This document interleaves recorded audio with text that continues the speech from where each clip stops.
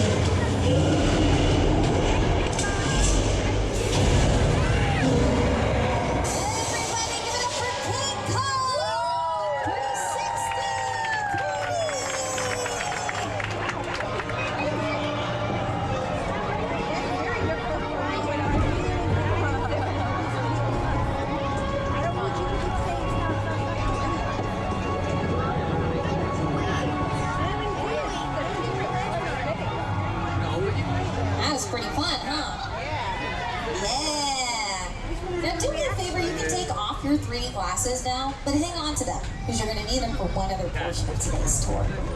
Now, at one point in time during King Kong 360 there's probably a good chance that you saw a tram make an appearance, right? It was ripped onto camera by the Tyrannosaurus Rex.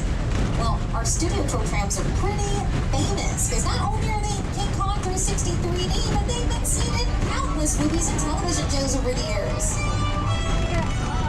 And I love this clip when we're talking about our 60th anniversary, because it shows you all of the different tour vehicles we've had, like the original Glamour Tram. That's what our trams looked like when we first opened in 1964. In 1983 is when we upgraded to Super Trams. Now, Super Trams just allowed us to carry more guests and experience more thrills. And in the history of the studio tour, you're currently on board the newest version of the tour vehicle, the electric tram.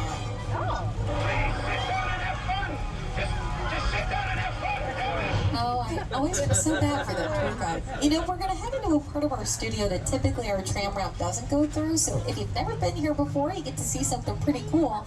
And if you've been here before, maybe you get to see a new perspective on our backlot that you haven't seen yet. So what we're going to be seeing is, coming up off to your right-hand side is a beautiful mural that's created by an artist whose name is Tristan Eaton. He specializes in graffiti or street art. So everything you're about to see on your right, keep in mind, was created by one man using only spray paint. Now this mural features some of our classic Universal monsters, like the Wolfman, the Gillman from Creature from the Black Lagoon, Frankenstein's monster, the Bride of Frankenstein, and of course, Dracula. On the opposite side over here on your left, we have some more sound stages. Soundstage 30 and 31 is where they filmed The Voice, the singing competition series, which they've been filming the past couple of days. The blind live auditions. We have some new coaches that joined this season. Michael Bublé, Snoop Dogg, Gwen Stefani is returning, and Reba McEntire. Now, Reba's pretty busy because not only is she filming The Voice here, but she also films her sitcom, Happy's Place. It's a new sitcom, and they've been filming it inside of soundstage number 33, across from this big body of water, which is called the Hollywood Ocean. Now, the Hollywood Ocean is also a pretty key location for one of our classic Universal monster movies. You're looking at the Black Lagoon. Here's a jump scare warning. It's the Gillian, one of the many monsters in the long legacy of monster movies here at Universal Studios. And the monster legacy will continue with the Dark Universe, opening at Universal Epic Universe in Orlando, Florida in 2025. Now, many of those classic Universal monsters were born on property, going back to when we were making silent monster movies like The Phantom of the Opera, Hunchback of Notre Dame. Some of those monsters were born inside of the historic sets that we're about to enter right now, which are called Little Europe. Now, Little Europe is also a key location for one of my favorite TV shows, that being The Good Place. You, Eleanor Shellstrom, are dead. Cool. This location, afterlife, come on. I've never ever seen this. You're in the good place. I'm not supposed to be here. Now, fans of The Good Place are probably going to recognize a lot of Little Europe, as they use pretty much every square inch of this property for their production, including this yogurt shop that you see on your screen right now. Well, guess what? Car 1, you're seeing it. It's directly in front of you right now, so it's basically right smack in the middle of Little Europe, with the cream walls, the red trim, and the blue door. Just imagine that out on this patio is where production had Kristen Bell, William Jackson Harper, and Darcy Carden filming this. This is a bad place. Well, maybe it's not all that bad. How can I help you? What is the bad place like?